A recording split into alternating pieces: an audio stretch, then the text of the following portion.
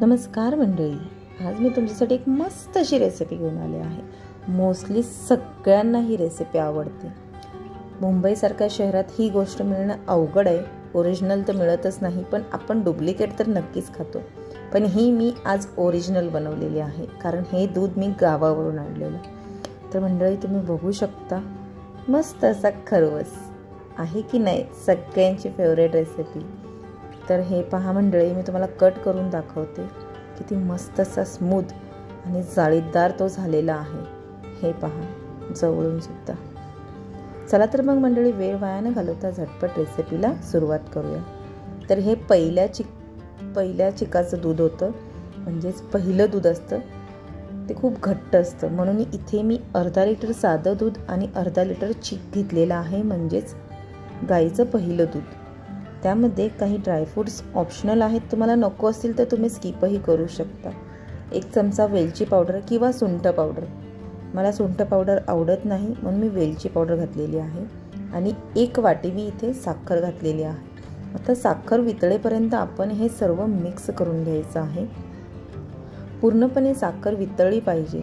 साखर नको असेल तर तुम्ही इथे गुळाचा वापरही करू शकता, काही हरकत नाही। साखर वितळलेली आहे।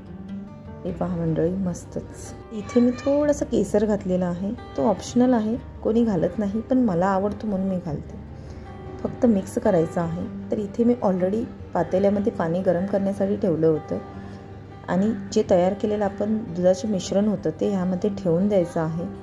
वरून दुधावर सुद्धा झाकण ठेवायचं आहे आणि वरील जे पातेलं आहे त्यावर सुद्धा आपण झाकण ठेवायचं आहे आणि 40 ते 50 मिनटं आपल्याला ते शिजवून घ्यायचं आहे। 40 मिनटानंतर मंडळी तुम्ही बघू शकता मस्त असा आपला खरवस तयार झालेला आहे आणि केशरमुळे वर किती छान असा अप्रतिम रंगही आलेला आहे।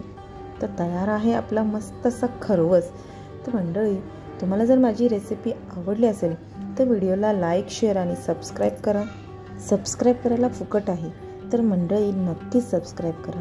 सोबतच बेल आयकॉन बटन दाबायला अजिबात विसरू नका, जेणेकरून तुम्हाला नवनवीन रेसिपीचे नोटिफिकेशन येत राहतील। पुन्हा भेटू अशाच एका नवीन रेसिपीसोबत। वेळात वेळ काढून पूर्ण व्हिडिओ पाहिल्याबद्दल मनापासून खूप खूप खूप थँक्यू। आणि हो मंडळी, ही रेसिपी तुम्ही एकदा गावी गेल्यावर किंवा तुम्हाला जर दूध मिळालं तर ही रेसिपी तुम्ही एकदा नक्की ट्राय करा। खूपच छान लागतो हा ओरिजिनल खरवस।